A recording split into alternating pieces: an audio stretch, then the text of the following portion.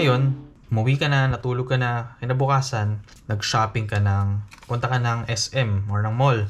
Bumili ka ng books of account, which is ito yon. Pinapangalan mo yung resibo dun sa name ng business mo, si ABC Gadget Shop. Yun lang tatandaan nyo, kailangan yung paggawa ng invoice na under this name and under this TIN number. Ngayon, yung resibo na yun, ililista na natin dito. Palagay mo na ito yung resibo na binigay sa National Bookstore. Books of account, total na nagastos mo is 150. Okay? Ganun pa rin ang thought process. Simulan natin dito, General Journal. Okay? General Journal pa rin. Kailan siya ginastos? Nakalagay dito, 116, which is kinabukasan. So, lagyan natin. Hindi natin kailangan January dito kasi assumed na yan, January yan for the whole dito hanggat di ka naglalagay ng Feb. So, dahil naglabas ka ng pera, uunahin mo yung pinagastusan. Okay? Lagyan na natin dito. Ano ba yung pinagastusan mo? Books of account. Which is, kung babalikan natin yung mga accounts mo, which is mas madali dito sa cash expenses, i-review saan ba magfo-fall ang ginastos mo ng mga ganito. Itong ganito. Ito mismo, kung ano yung presyo na to. Saan ba siya magfo-fall? Under office supplies, which is dito. Okay, office supplies.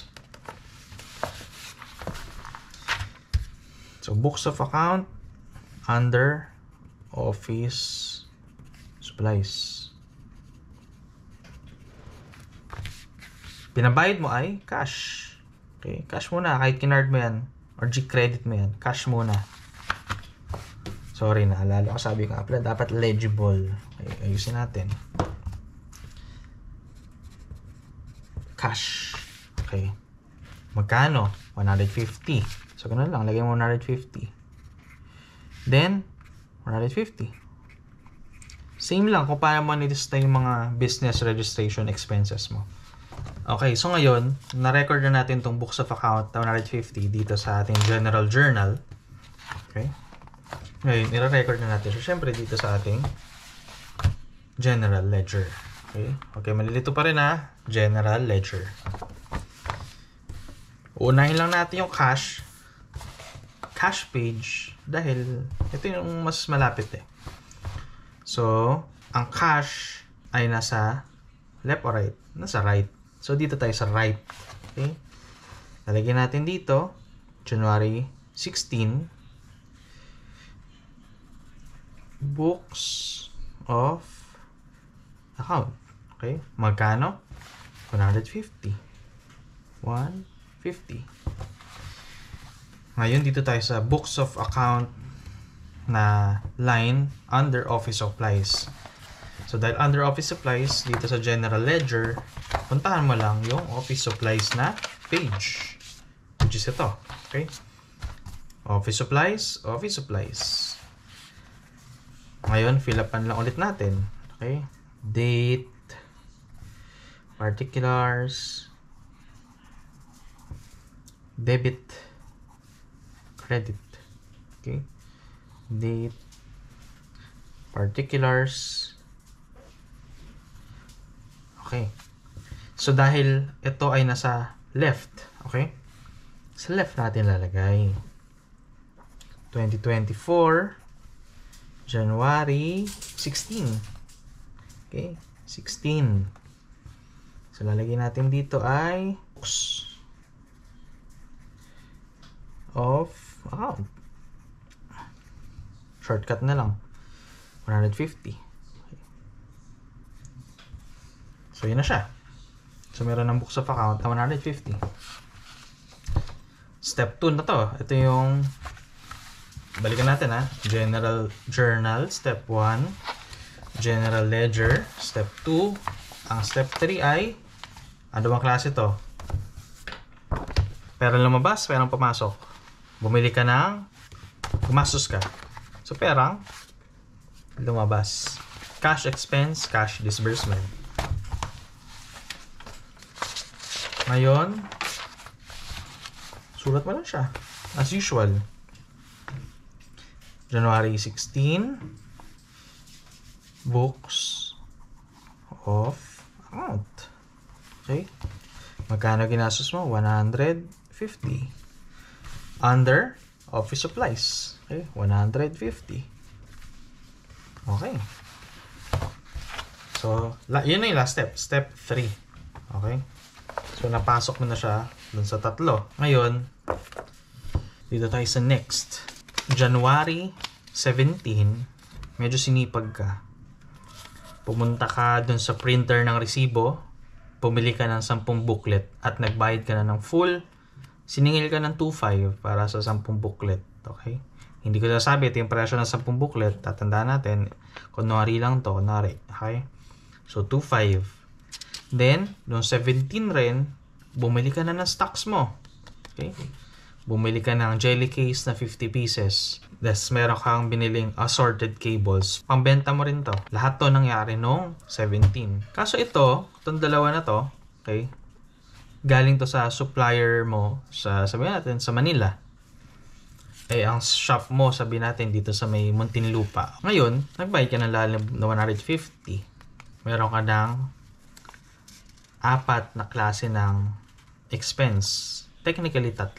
Pero, i-record na natin to ngayon. Ganun ulit. Same process. Kasi lahat to ay perang lumabas. Lahat ngayon ay perang palabas pa lang hanggat wala kang nire-reinvest or wala ka pang nabibenta. Okay, lahat to palabas. So, mangyayari, dahil lahat to palabas, lahat ng cash mo nandun sa second line. Laging ganun. Kasi ito ay perang palabas. So, chronological lang natin. Okay? Lahat ng ginastos mo ng 17, ino-note natin dito. So, sabihin natin dito, okay, January 17, receipts, okay? Printing of sales invoice. Okay?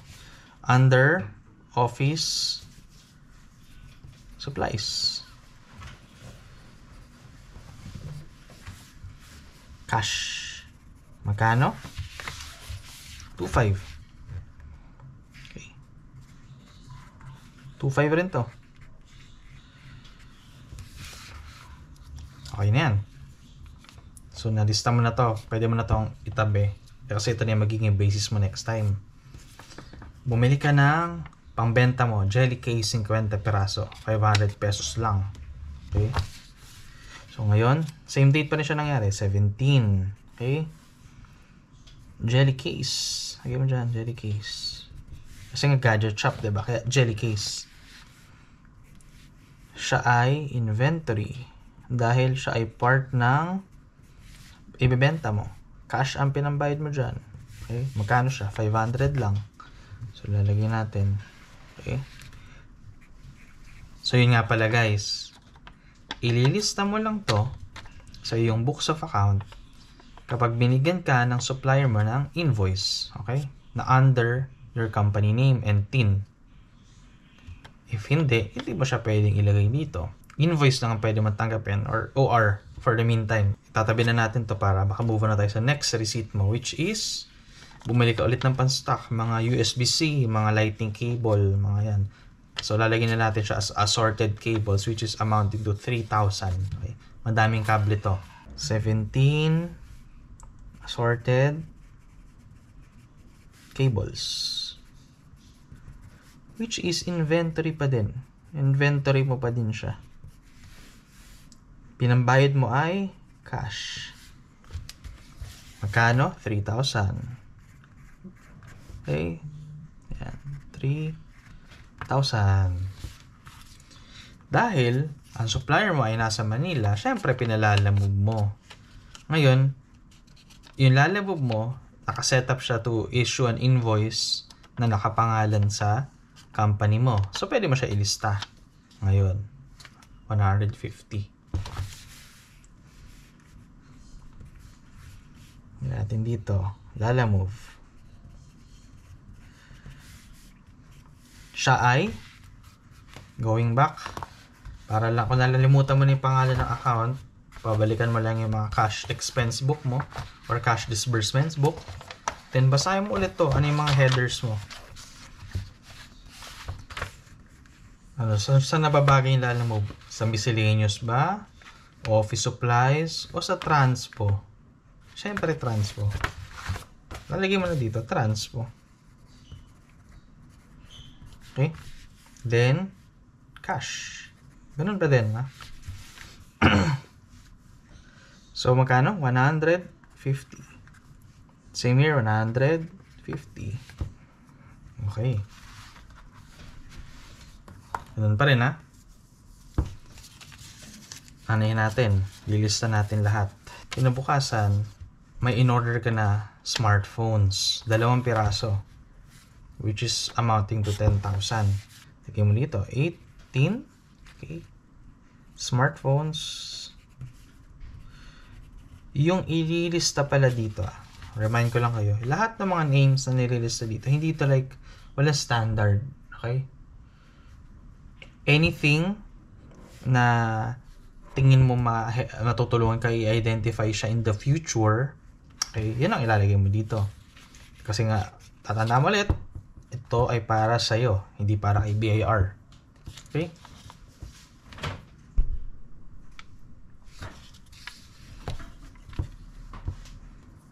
So, going back, lagyan mo lang. Ito ay inventory mo. Okay? Dahil ibibenta mo siya.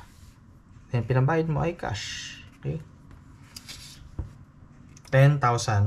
Okay? 10,000. Pwede mo ilagay na 2 pieces. Okay? Para madali ka ma-identify in the future. Na, gusto mo i-review. Saan ka ba napalaki ng gastos? Yun yung purpose niya. Diba? Magre-review ka na pag alam mo yun, parang nagbibilang ka na ng pera mo. Yan. 10,000.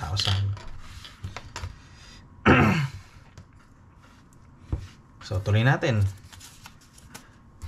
Kinabukas ay, Siyempre, para dumating sa'yo, so tuloy natin. Siyempre, para makarating sa yung smartphone, nagbayad ka ulit ng Lalamove. Medyo mas malayo yung supplier mo, Green Hills na. So, Green Hills to Alabang. Medyo mas malaki na yung siningil, 200. So, lista mo natin. Okay pa rin, January 18 pa rin to. Lalamove. Transpo. Okay. Cash. Ano? 200. Okay. 200.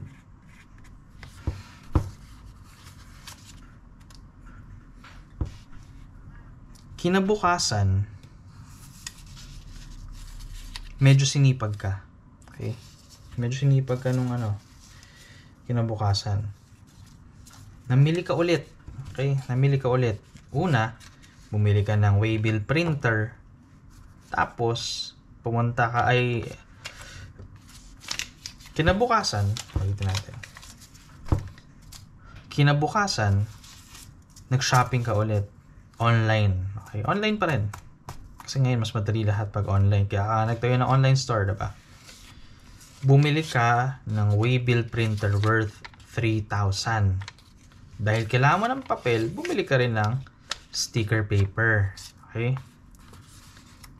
At dahil gusto mo siya makuha agad-agad dahil excited ka, pinalalamove mo.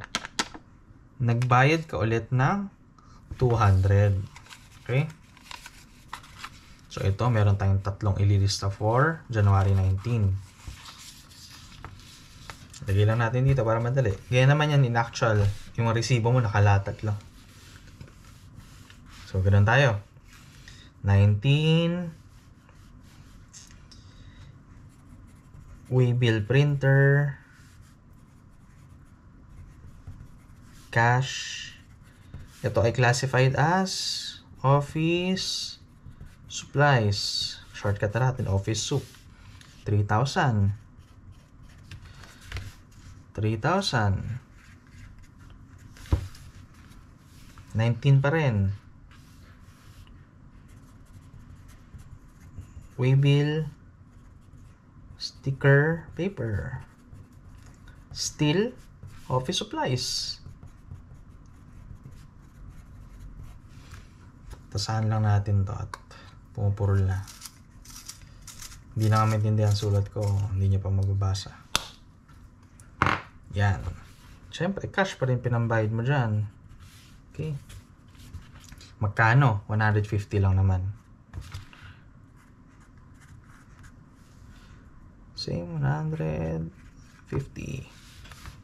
Okay. Lalamove delivery. So, ganun ulit. 19 pa rin. Lalamove. Transpo. Then, cash ang pinambayad. Magkano? 200. Si Lazada, Shopee, kailangan nire-require ka ilagay sa plastic pouch. Okay? Yung mga binibili mo. Pero bago mo siya ilagay pala dito, kailangan mo na siyang i-bubble wrap. Kaya bumili ka rin ng bubble wrap.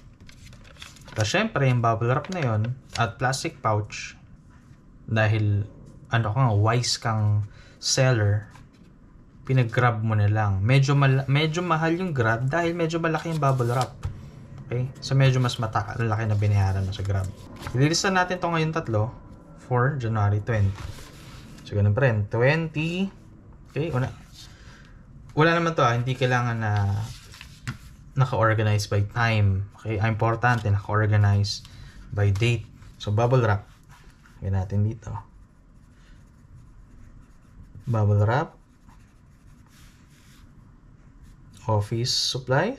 Okay. Office soup. Cash.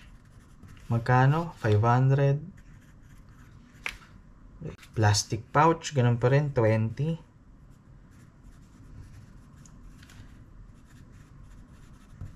Office soup pa rin.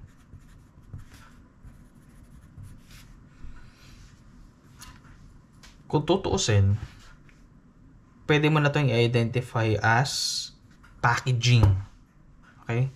Pwede kang gumawa ng isa pang book or isa pang account. Sorry, I mean the book.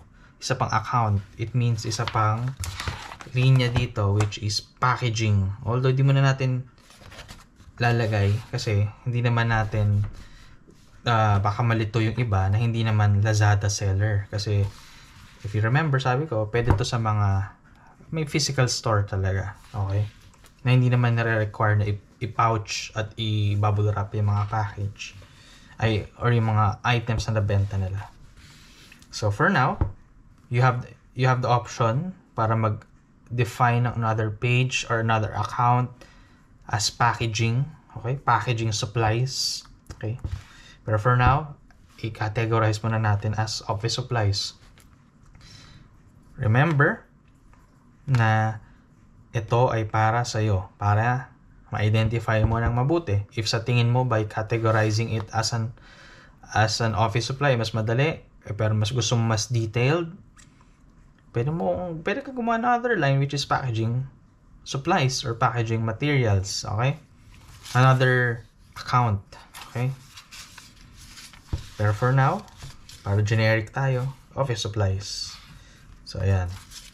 Plastic pouch, 250. Okay. Cash ang pinambayad. 250 rin. Diba? Syempre, pinag-grab mo yun. Hindi ka naglalambog kasi sabi natin ang daming wala makuhang rider. Okay, so ngayon nagpag-grab ka na lang. Baka kasi kotse. Okay, malaki kasi to, hindi kaya yung motor. So, pinakotse mo. Medyo mas expensive siya. Lagyan mo lang dito, Grab, delivery. Regardless, kung anong ginamit mong courier, under transpo pa rin siya. Okay? Then, 500 pesos. Okay? Cash, ang pinambayad, hindi 500 pesos pa rin. Nalagyan mo dito. Okay? Lapit tayo sa dulo.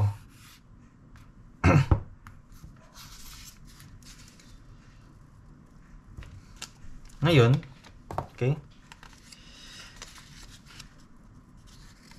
kinabukasan, grabe sobrang sipag mo. Natripan mo naman na pumunta ng mall para bumili ng ballpen, paper, scissors, cutter, marker, scotch tape. Okay. National Bookstore, 500 pesos total na gastos mo. So, lilista natin yan. Okay? So, 21. Okay? Pwede na to. Assorted office supplies. Hindi mo na, lagyan na lang natin dito na NBS para National Bookstore. Then, cash. Hindi na natin nilagay office supplies. Bakit? Obvious naman, office supplies to. Diba? Wala naman tama at mali. Kumbaga, kung ano yung mapapadali sa'yo na pag-identify. At syempre, pag na-audit kayo, madali na lang ma-determine pa rin. Diba? Okay. 500 pesos lahat. So, lagyan natin 500, then 500. Okay. Ngayon, syempre, nung January, naglakad ka pumunta ka hindi ka naglakad, nagkotse ka. Okay? Noong January 15, pumunta ka ng City Hall. Okay? January 16, bumili ka ng mga iba pang office supplies or nag-asikaso ka ng iba't ibang bagay. Then, noong 21, nang binili mo to, okay, bumili ka ng mga office supplies, gumamit ka ng sakyan mo, personal car mo. Okay? Pero, business agenda, kumbaga. Ngayon, nagpagas ka sa Petron. Pinapangalan mo yung resibo sa business mo. Ngayon, 300 pesos lang naman ang pinagas mo kasi hindi naman ganun kalayo yung mga naasikaso mo at onti lang naman ang konsumo mo. Okay? Pwede ka naman sana magpagas ng 2,000 para full tank, 'di ba? Pero ikaw, honest ka na negosyante, hindi mo isasama yung personal expenses mo dun sa business expenses. Kasi hindi magre-reflecto ng tama. Okay? Ikaw din mahihirapan malaman kung kumikita ka ba or hindi. Okay? Yun naman yung purpose nito, kaya nga tayo nagaganito eh. So ngayon, syempre kailangan talaga honest ka rin sa sarili mo para alam mo na kumikita ka ba talaga. Okay? So, 21. January 21, nagpagas ka ng 300. So, lagay natin dito. Gasoline. Siyempre, transpo. Okay? Then, cash. Magkano? 300 lang naman. 300 lang pinagas mo. Napakalapit lang eh. Okay. So, yan.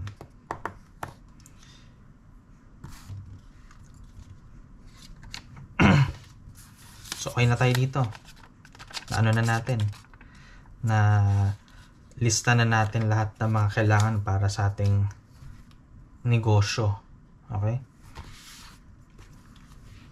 Ngayon, same lang rin kung paano mo ginawa yung mga bagay-bagay kanina. Ililipat mo lang rin siya dito sa ating general ledger. Okay. So, balik tayo. Okay. Ito, yung number 1 na pinifill upan natin. Tatandaan nyo guys, general journal.